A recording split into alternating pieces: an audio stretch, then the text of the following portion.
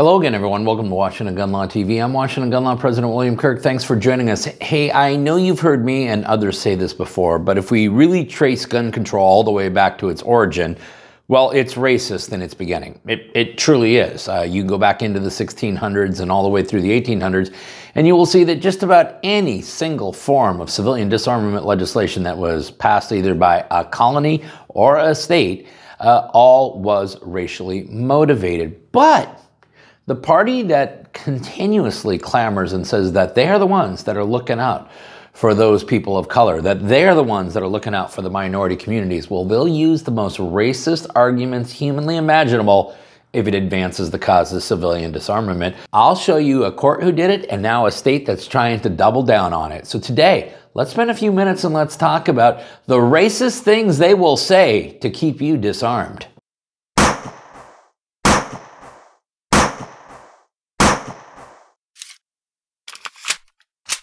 Okay, America, this is what we're talking about today. And you don't have to take my word for it. You go back and look in the history books yourself. But if you go back and you look at the earliest forms of American gun control history, I'm talking about pre-Revolutionary War, pre-Declaration of Independence. But you can go all the way through the Revolutionary period, all the way through the post-Revolutionary period, all the way up to the Reconstruction era, if you want. You will see that the common thread that runs through every single piece of gun control legislation is racist in nature. It's the truth, okay?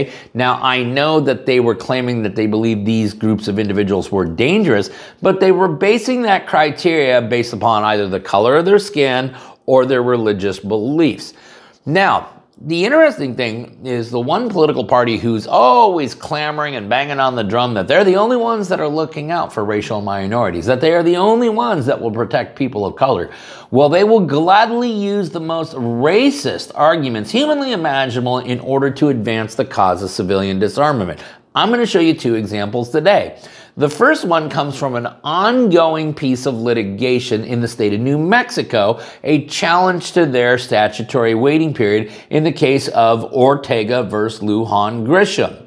They recently have filed a letter for supplemental authority to the New Mexico State Supreme Court, where that case is currently pending, saying, hey, you ought to pay attention to a ruling that just came out of the Ninth Circuit. The ruling in the Ninth Circuit that we're talking about is the matter of United States of America versus Duarte, what we got right here. Now, we didn't do a video on this because the Ninth Circuit actually found that 18 United States Code Section 922 G1, as it applied to felons, even nonviolent felons, was constitutional. Now, of course, when has the Ninth Circuit ever found a gun law that it didn't just absolutely adore, right? So it was not really newsworthy, and most of the viewers here actually already are lawful and responsible gun owners, so we don't need to worry about how you're going to get your gun rights back.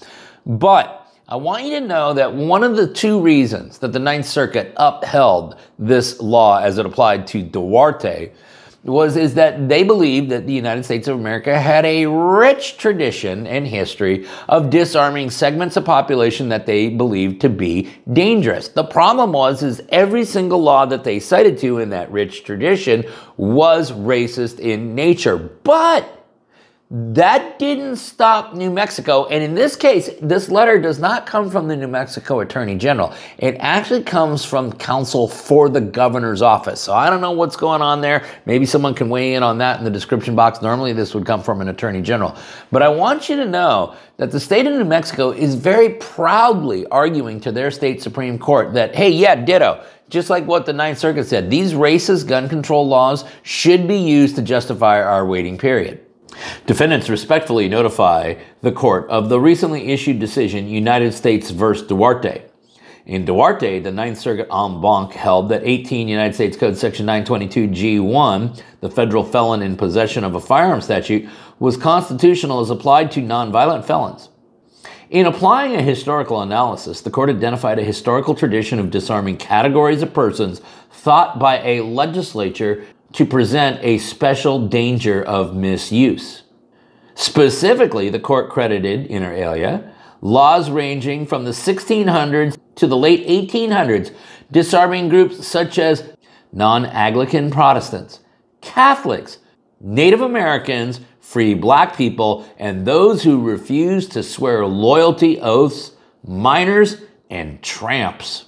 Tramps, oh my God, have not used that term here at Washington gun law. And they are quite proud of that racist tradition, because then the state of New Mexico goes on to argue, the court acknowledged, to be clear, these laws reflect overgeneralized and abhorrent prejudices that would not survive legal challenges today, and many of these laws would likely be unconstitutional today under other parts of the Constitution.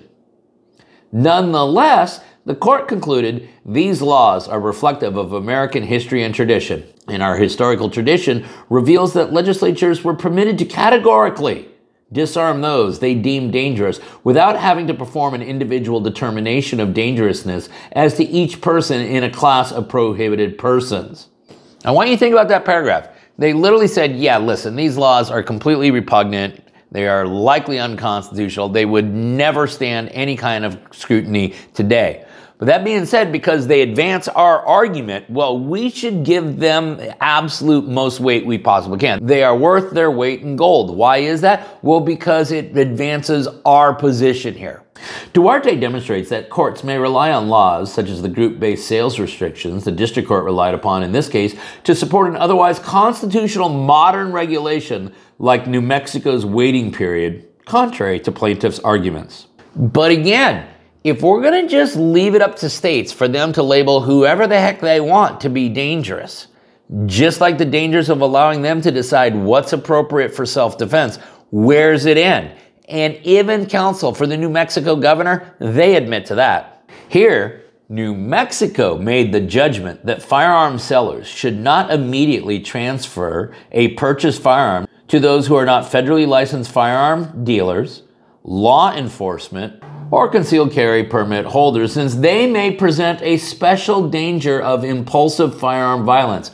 That's right, they may. Not that they will, not that they shall, not even that it's more likely than not. The mere fact that they may, which means there is even a possibility, gives the state of New Mexico the authority to disarm the entire group. Defendants agree with the Ninth Circuit's reasoning and conclusion, which supports the district court's holding that the waiting period is constitutional under Bruin's second step. So at the end of the day, America, as the civilian disarmament begins to lose more and more of its energy, and as those that want to take your rights become more and more desperate, we will see more and more arguments like this. What this proves is there really is no argument that is too low to advance this cause, and they will gladly and openly embrace racist gun control laws so long as it advances the cause of civilian disarmament. Okay, listen, we're going to go ahead and link up everything that we talked about down below so that you can geek out on it for yourself. You don't have to take our word for it.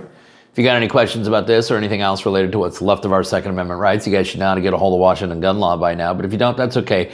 That information's down there in the description box.